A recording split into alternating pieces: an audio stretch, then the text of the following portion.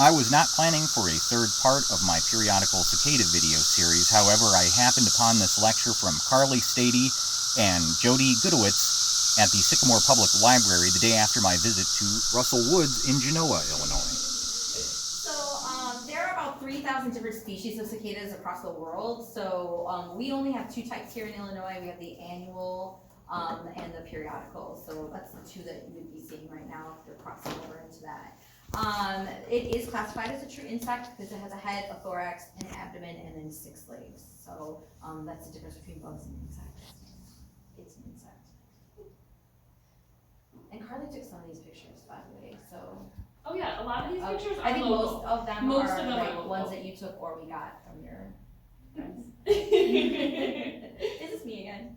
Yes. I think so. All right, so there are some commonalities between the annual and the periodical broods. That's what they are called. They're called broods. That's how they travel or live. Because they don't really travel a lot, but they if they do travel, they travel together.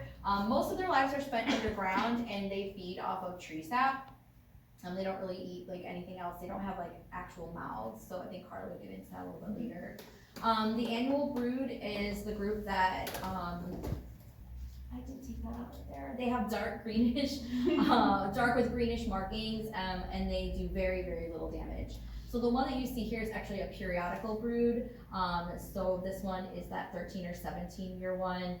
It's black back, and then it has that orange belly and the red eyes. And there are only 7 species of that periodical brood in the United States. We just have one of those, right? Oh, we have more than one in Illinois, though, don't we? Technically, we had some subspecies. Yeah. The differences between them were really subtle. You're gonna have to be really, really into cicadas, I think, to tell them apart. They're all gonna look pretty similar. Yeah. But yeah, there technically were, what did we find? I think 3 subspecies. And they're all really, really subtle differences. Yeah, some like a little bit bigger, some are a little smaller. My husband brought one home the other day, but it got away, sorry. It was one of the, I can't remember what it's called, so with a C. Cassini, yes, the Cassini one, so they're a little bit smaller, but they're kind of cute, I don't know. And this periodical brood has a brighter color, so if you see that one, that's that brighter colored one, and the animal will be more green. So as far as cicadas sound, obviously cicadas are very well known for their sound. Males and females actually do make a different sound. I wasn't able to find any good recordings of the female sound. Most of the time cicadas are going to be in a group, and it's definitely going to get drowned out with that male call, because the females are going to be more of sort of a clicking noise. What I found kind of the best comparison to those guys is almost like a sprinkler click, so it's going to be just kind of a click on and off. Finding that noise is going to be really hard if you've got those males vocalizing as well, so you probably have a better chance of hearing that with the annuals where there's less than the periodicals where there's a whole bunch all at once. But the males are going to be the ones making all that noise that you will hear if you're anywhere that does have a lot of cicadas right now. I was at Mechusa Grasslands last week and it is deafening. It is really, really loud. So when they are all vocalizing at once, it's super loud. It is basically created with their wings, and then tymbals, which are along the side of their body, will show kind of a picture of what that looks like after that. But we do have a little sound clip if anyone is unfamiliar.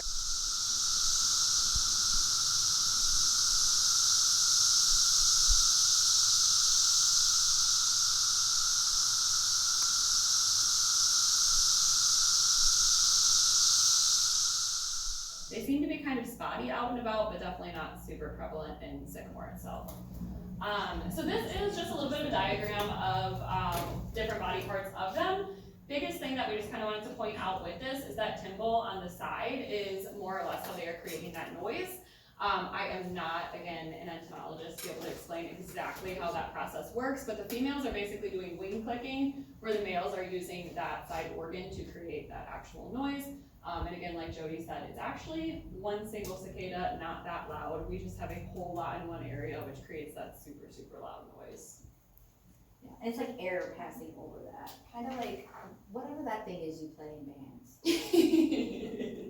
Elementary school. As far as what cicadas eat, so up until pretty recently, I want to say maybe within the last 10 years, it was pretty popular to be said that adult cicadas don't eat. That was kind of one of the big pushes for why they're not harmful, is because they don't eat anything. We found that that is most likely not true. There have been some studies where they actually looked at the stomach contents of adult cicadas, and it does definitely appear that they're eating, but they don't have actual mouths. So they are not going to be chewing or creating holes in things as far as how they eat. They have basically a mouthpiece that is a tube-like structure, kind of what you'd expect from like a butterfly, and they are pulling the liquids out of plants. So they're sucking liquids from tree roots when they're young, and then they are going to be pulling from the actual plants when they're adults. They will go to woody shrubs or trees, but they're taking such a tiny quantity that the feeding itself really isn't known to cause any marks or damage or issues. Any of those issues that do come up we'll get into, but that's more about the egg laying process. The feeding itself is so minimal that for a very long time we didn't even know that they were eating anything as adults. Because they're only alive for like 5 weeks, so Tiny bit. yeah.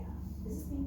Yes. All right, so the females do lay 200 to 400 eggs in tiny holes that they make in the branches of the trees and shrubs. So they do make those little slits in there, and then they lay their eggs inside of there. So after about 6 to 10 weeks, those hatch as nymphs. And then what the nymphs do is they fall to the ground, they burrow into the ground, they attach to those tree roots again, and then they just stay buried and suck the tree sap for approximately 2 to 17 years, depending on the species. And that's their dormant period, so that's kind of like, like their hibernation time. Once that ends, then they emerge there from the ground. They shed their skin, they mate. You lay the eggs, you go back in the ground again. So this only lasts about 5 weeks, like the loud noise. So like what the cicadas are doing now is they are mating, and they're laying those eggs. The females are laying those eggs, and those nymphs will come out after the mother's long gone.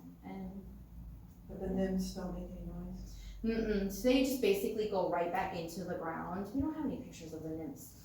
I don't think so. Maybe we should have, I guess. But no, the nymphs don't. They just go into the ground right away. They just will fall off the tree, and that's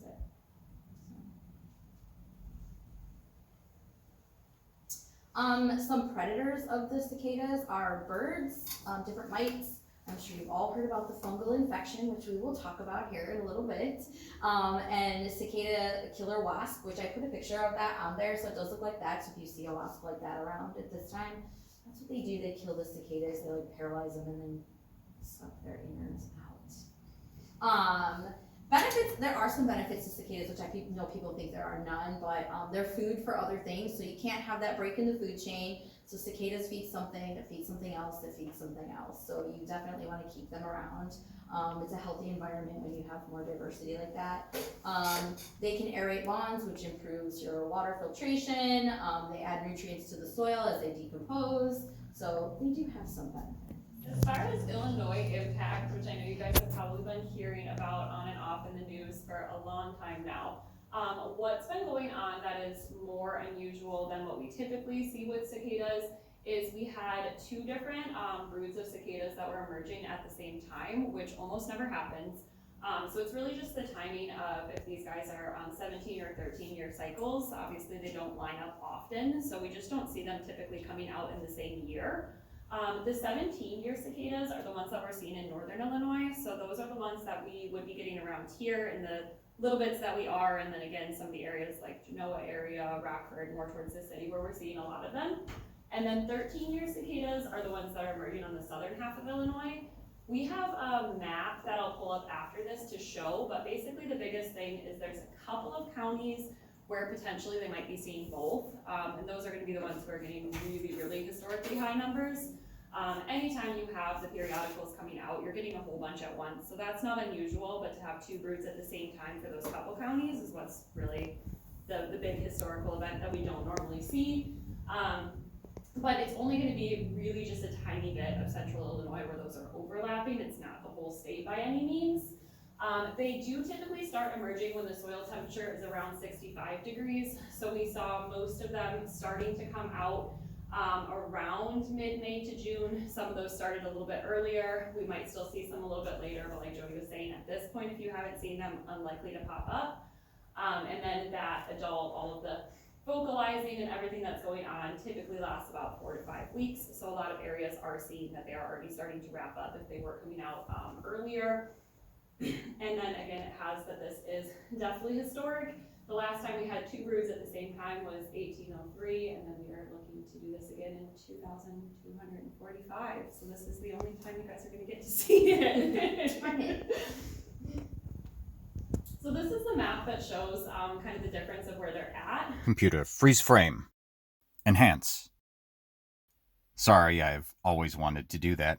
Here I've superimposed an interstate map of Illinois from Google Maps. Computer, resume playback. It's never going to be a perfect science of guessing where they're going to come back. They should be coming back in the same areas they were in the past, so it should be pretty predictable. There's always going to be construction, pesticides, trees getting taken down, things that might change what pops up where. But those red dots are going to be the ones that we're seeing. Those are going to be our 17s, and then our 13s are going to be our purple triangles. As you can see, there's just like a little bit along that central line where potentially they're getting hit with bolts. So those are going to be the ones we're getting a ton of cicadas at once. As far as humans and cicadas, kind of what impacts they have, what things are relevant to us. They don't sting or bite, so they don't have any stinging mechanism. As we talked about, they don't have a true mouth, so they can't bite you. Some people will say, like, if they're on you and they try to feed on you, or they do just have very sticky legs that are meant to stick to everything they're on, they might be kind of uncomfortable, but they don't have any means to actually hurt you. They are technically edible, so not that I think anybody is probably dying to try them, but you can. You might have seen some of this in the news. People have been calling them land shrimp. They are commonly eaten in other areas of the world. There's a lot of areas of the world that embrace eating insects way more than we do, and they are pretty common in certain areas. Not so much in the United States, but we have seen them popping up in different areas that people have been making things with them or trying them. So somebody had chocolate covered one the other day. Yeah, there's a whole lot of interesting recipes. Oddly enough, they are similar enough to shellfish that if you do have a shellfish allergy, you are likely also allergic to cicadas. So that is something to keep in mind if you were feeling ambitious to try them. And then also, these guys have either been in the ground for 17 or 13 years, so definitely keeping in mind that anything that's been in the ground for 17 or 13 years, they might have been exposed to. So if you were to eat them knowing, you know, heavy metals, pesticides, anything that could be in the ground in those areas over a pretty long span could potentially be in them, so it's worth noting. They can contain trace mercury, but again, that's pretty similar to shellfish, so not necessarily any more risk than eating most of our seafood. I have not tried them myself, but people say that they have a buttery or nutty flavor to them. The Illinois, University of Illinois Extension Office, who is the group that does the Naturalist program, actually had posted on their Facebook page that they did a staff night where they tried a bunch of cicada recipes and had all of this posted, and they were nice enough to share those recipes. So if you are interested either in actually doing it or just wondering what people do with them, there are recipes posted, and that link is on the Illinois Extension Office website. Go out and grab yourself some cicadas for dinner. As far as other impacts to people, a lot of people have asked about if there's any risk to pets. They are non-toxic, of course, we just talked about eating them, so they're not toxic to animals, but biggest thing is, especially if they have those exoskeletons still on them, you guys got to see those passed around. If anything is eating them in a large quantity, there's always the chance that it's going to cause, at minimal, just some stomach upset, and at worst, if you're eating a ton of them, potentially stomach blockages or bigger problems. We normally see that with dogs. Dogs are going to be the main culprit who just go outside and eat mouthfuls and mouthfuls of them. I've heard about them. People need to use muzzles for their dogs who are eating big quantities of them at once. So again, they're not harmful, they're not toxic, but if you're eating tons of them all at once, especially if they've got those hard exoskeletons on them, there's some potential that they might not pass so great. Other than that, they don't harm pets in any other ways. And then as far as plant damage, you might have seen some people putting the nettings on their trees. I know I've seen those kind of pop up before them and some around the area. With those guys, again, the feeding itself doesn't cause any problems, but the egg laying process, it does cause slits in the trees where they're laying those eggs. It's pretty minimal. We don't typically see that it causes any damage to a regular healthy adult tree, but it is recommended to not do tree planting on years where there's cicadas. Any young trees are going to be potentially more affected. And then if you've already got trees that are compromised, you're dealing with any diseases, trying to help something out that's maybe not thriving, it's not a bad idea to put netting on them just so they don't have another thing that's potentially stressing them out. But otherwise, unless they're really young or really compromised, shouldn't be causing any significant tree damage. While they're not harmful, they do urinate on you when they land on you. They do, yeah. That's just a not so fun fact, but still not harmful. This me? This is you again. You can take this one unless you want me Okay. Well, the zombie cicadas, guys, I talked about it. So there's a fungal infection, and it has a really long scientific name, and I am not even going to try to butcher that. So what happens is it like produces these spores on the belly of the cicada, and then what happens is the males will produce female wing flick signals, and then it will attract other males and other females. And so unfortunately, they don't know the difference between the genders, and so then they try to mate with each other. It can also make their genitalia fall off, which is a sad side effect there. And then in the stage 2, those resting spores, that life cycle of that, like it infects the nymphs, so then they're infected too, so then you'll have a lower population of cicadas that will come back in the 13 to 17 years, and also they will come back with that fungal infection. So that is, not great for the cicadas. Like I said, life cycle or the food chain and all that, you gotta keep that going.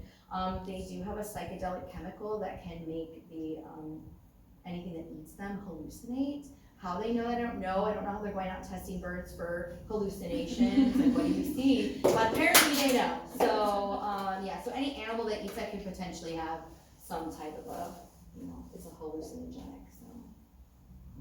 Watch your dogs if they're eating lots of cicadas. They start acting weird. So they're not zombies, they're not eating brains, but Yeah, they're definitely, I've seen pictures and videos that people have posted where like a good chunk of their bodies have fallen off and they just keep moving. They're durable. So I guess that's where the zombie part comes from, but definitely kind of creepy to see partial cicadas walking around. Yeah, I don't think I want to see that. I've not seen that. And then one other thing that I just wanted to kind of touch on, I also saw this one getting mentioned on some news articles and Facebook posts and those kind of things, is eye differences with cicadas.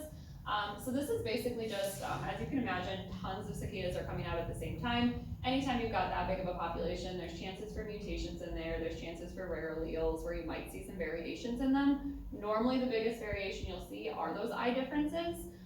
So it's very uncommon, but again, if you're in an area with a lot of them, it is certainly not unheard of to find them and just a cool thing to see. White or blue are the most common, so those are the ones that people will see most often, but there are a whole bunch of different variations. This one was taken in Naperville, so you can see it's kind of got that gray-blue eye instead of the bright red like you'd normally see. And then I did go through and collect some other ones. They're all, I believe, at least mostly local, of other cool variations that people have found, so just kind of fun to look at.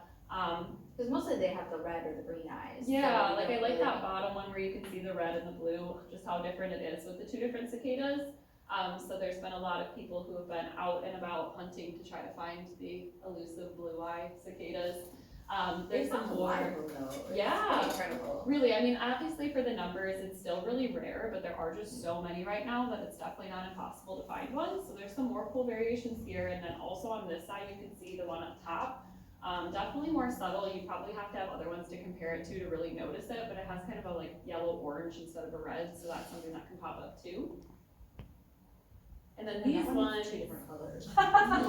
these are really cool. So these ones are all also somewhere in Illinois. I don't know what area she was in, but there are lots of really diehard cicada people, and there are a whole bunch of different cicada Facebook groups that have popped up that are kind of fun. People take this really serious, so there's people posting all sorts of pictures, and like you can see, some people with some really impressive lenses and cameras taking pictures, because this is definitely not a phone picture. And she's gotten a whole bunch of different really cool mutations that she's been able to get pictures of, so she's been hunting all over for these. And as you go through, you can kind of see the two-eyed one is the only one that I've seen anywhere posted that had that, so that's really rare, I'm sure. But she's got the blues and oranges and some of those other hues too, besides the reds that you see typically. Yeah, it's pretty cool. Pretty cool. I mean, they are kind of cute, come on. Yeah, and then just another thing that's fun, if you guys are interested in kind of figuring out where they're popping up, or you are looking for more info, there is an app that you can get on your phone, and it is called Cicada Safari. It's by Mount St. Joseph University is the one that actually made the app, so you can make sure you're getting the right thing. But what it does is, it does have just a whole bunch of cicada info, and I guess this is an ongoing thing. This, I believe, is over a 10-year-old app, so they've used it for other emergencies too. But they do have just a bunch of info, and then also a map that's interactive. It is fun. They have a whole leaderboard of people who, again, are really diehard cicada people who are hunting for them. But you can snap a picture if you see them somewhere, and you can put it on the map. If you pull up the map, it's a really nice way to see kind of where they're at currently, at least as far as we've been hearing from people. Probably the closest area that has quite a bit is Genoa, Kingston area.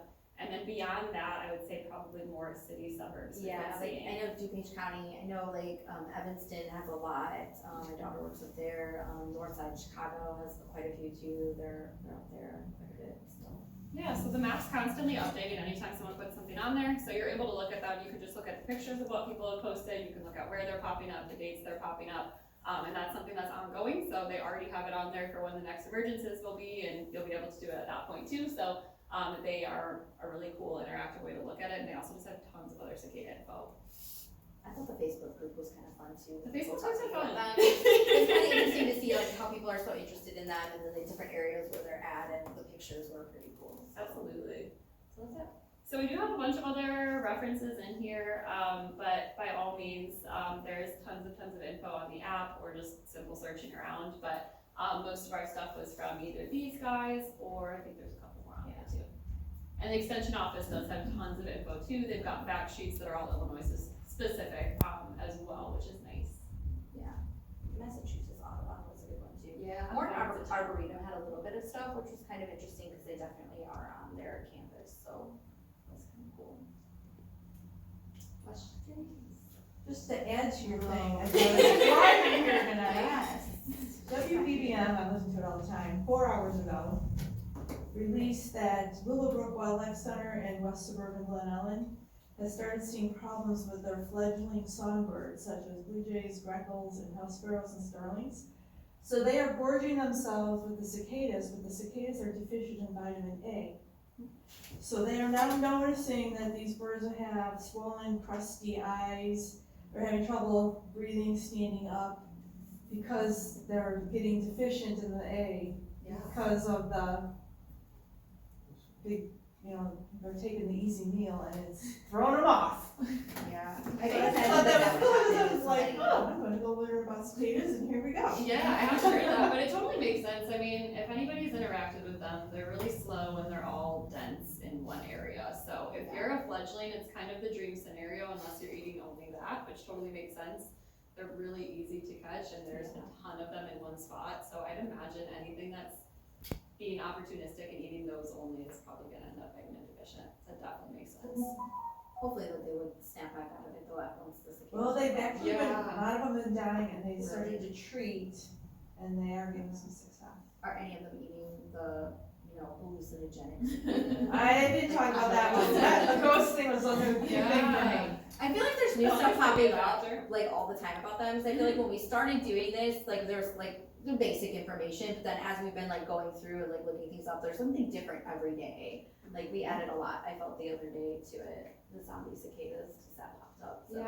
Yeah, definitely new things. The zombie cicadas, the eye color differences, those were both things that I've seen in the news, like, fairly recently popping up, so I wonder if I'll end up with more coverage of that, because it's really interesting. And it's not like the emergencies are new, it's just that kind of central area, so I wonder if it's something that's happened historically, or if this is a new That's what thing. they were starting to say in the report, that the neurological problems that were before noticed, now they think they figured out why that happened. Yeah, it makes sense, Yeah. because really the only thing that's different this year is those two popping up in the central counties, so I do imagine it's had to have happened years past, so that'll be be cool to see if they can link it all together.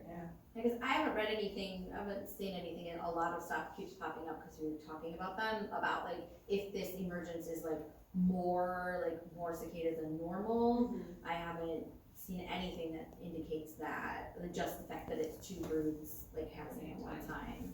But that's not really in our area, so. Yeah. Anybody else have questions or anything else, I guess, interesting or new that they've heard about cicadas that wasn't included? Yeah. So, what, the 17 years and the 13 years, are they, is it kind of stasis, are they living the whole time, and they just live beneath the surface, and then they come up for a short period of time? They just live underground the entire time, so they spend most of their life, so the only time that they'll come up is like this emergence, and then they'll mate, lay the eggs, and then they basically die off, and then the nymphs go back into the ground. And I know we did, kind of talk a little bit on the eating too, that those guys underground are, still pulling basically liquids from the plants and the roots. So I'd imagine they have to have at least some more level of activity when it is warm enough to be doing that, but of course they're going through a lot of winters underground where they wouldn't be feeding. So I have to imagine that they kind of have a little bit of variance in how dormant they are, just at least they are eating some periods of the year. So these are all the periodicals, so the other ones are just, they come up annually, randomly. Is that what I'm thinking of a typical year-to-year black cicada green? Yeah. So I noticed that how much quieter these are compared to individually, because I'm, growing up, you can hear a few of the, the other ones, and I swear to God, they'll be louder than, Right. the 3 of them will be louder than the whole tree full of these things. Yeah. Is that normal, or? I don't know, did you hear anything comparison wise on decibels with them? No, that's kind of interesting. No, I just had conversation yesterday that said that it was like about 10 decibels is what it was. Yeah, it would be interesting to find out if the annuals are actually louder. I don't know offhand. As far as what I saw, it sounds like most of those, because they had nicknamed them like dog day cicadas, so at least it seems like the vast majority come up later in the summer. So I definitely haven't seen any of the green annuals. I think typically August is more likely for them, so we definitely still, I'm sure, see the regular August annuals pop up. But it's a good point, because generally with those guys, I mean, you might see 1 or 2 in an area, but you're not seeing these huge amounts at once, and they're still really loud. So I would be curious to know if they're louder, but I don't know offhand. Yeah, 'cause I know my husband sent a video the other day, Snapchat, so I don't have it, but of how loud they were where he was working, so they were very loud. Which makes sense with the huge quantity, but yeah, with just the couple annuals at a time, I don't know if they're actually considered to be louder or if anybody's looked into that.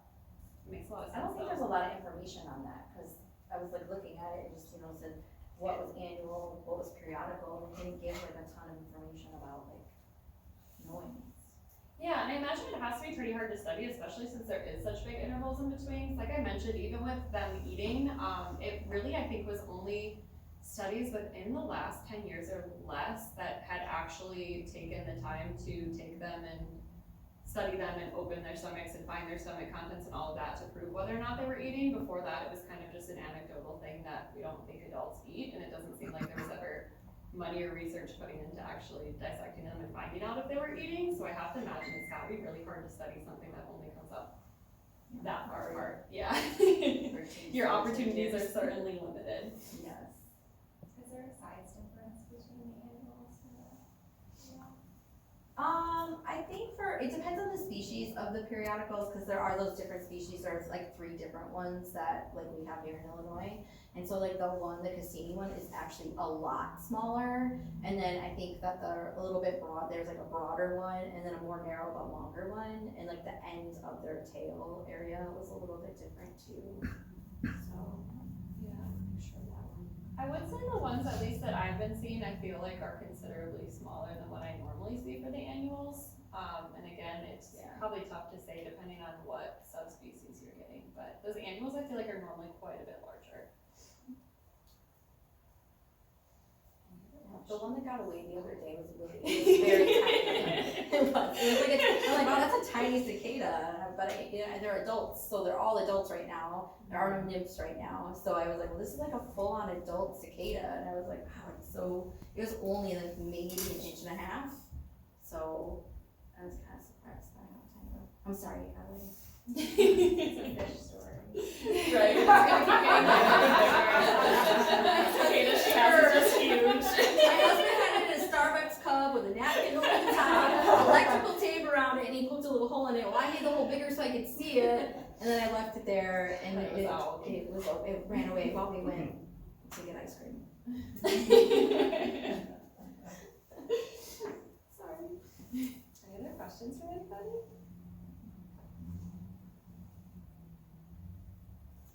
Right, well, we do have, of course, you guys got to look at the specimens. Again, the orange top one with the exoskeletons, feel free to open it up, touch them, look at them. I do not mind. Take them. Take them, put them in your pocket, whatever you want to do. I don't know the exoskeleton has a lot of, good qualities. Good Yeah, right. nutrition, but Fry them up, sweet, look at the fry 'em, recipes. Make lights out of them. And then we do have the sign-in sheet. If you guys don't mind signing in for that, that's just something that's done with you by extension. And then there are some little, are those half sheets, the demographic? Yeah, the half sheet is a demographic sheet. If you don't mind filling that out, that would be great for the U by the extension likes to have like those demographics. So, and then of course the coloring too. So we have that as well. And the demographic sheets, you don't have to put like your names or anything on them. And if you want to just set them up here, again, they just use them basically to see who comes to the extension. So if you're interested in filling them out, we love that. And then, yeah, coloring sheets. Or just write Carly's friends. And feel free to stick around and do any of that stuff. I think we have the room at least for 20, 30 more minutes. If you guys want to use anything or look at anything, don't feel like you have to rush out. And I think that's it. Thank you guys.